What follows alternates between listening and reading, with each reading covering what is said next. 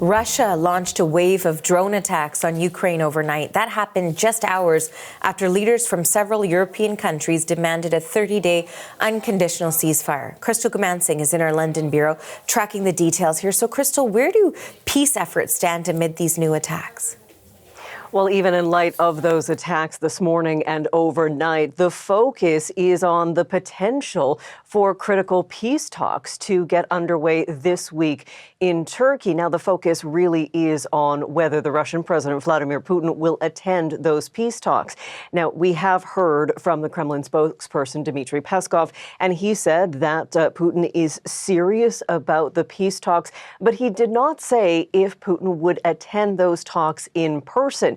It was originally the Russian president who brought up the idea of direct talks this past weekend, saying that he wanted to sit down and wanted to get towards a system for ceasefire and eventual peace. Now, that proposal was immediately jumped upon by U.S. President Donald Trump. He put out a long message on his social media page, basically demanding Ukrainian President Volodymyr Zelensky accept that offer immediately and try to, quote, end the bloodshed. Zelensky listened, not wanting to be considered once again a potential, barrier to peace talks. He said that he would be in Istanbul on Thursday and would be meeting and would be prepared to meet directly with his Russian counterpart. Now, we don't know if that is going to happen. Again, the Kremlin spokesperson did not confirm Putin's attendance. But what Zelensky has done is really shift the attention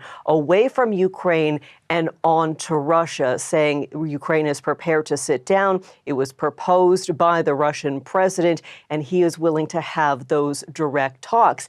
If that happens, it would be huge. The last time these two leaders sat down face to face was back in 2019 in Paris, and that was an effort to try to get some sort of peace agreement when it came to the conflict in eastern Ukraine. So right now, everyone is waiting to see if later this week, both of those leaders will be sitting down face to face, Arthi.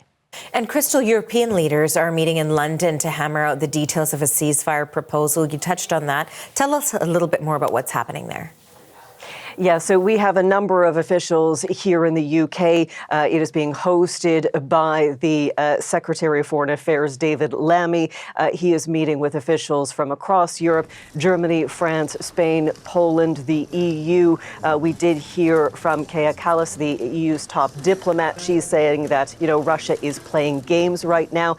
David Lammy very clearly putting the attention, the focus on Russia, saying Russia needs to be serious when it comes to peace, and if not, Europe will be prepared to move forward with tougher sanctions.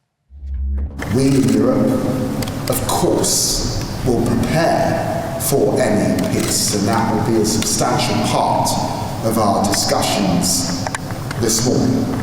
But equally, we must also be prepared if this is not a moment of seriousness from Putin and we do not get that peace.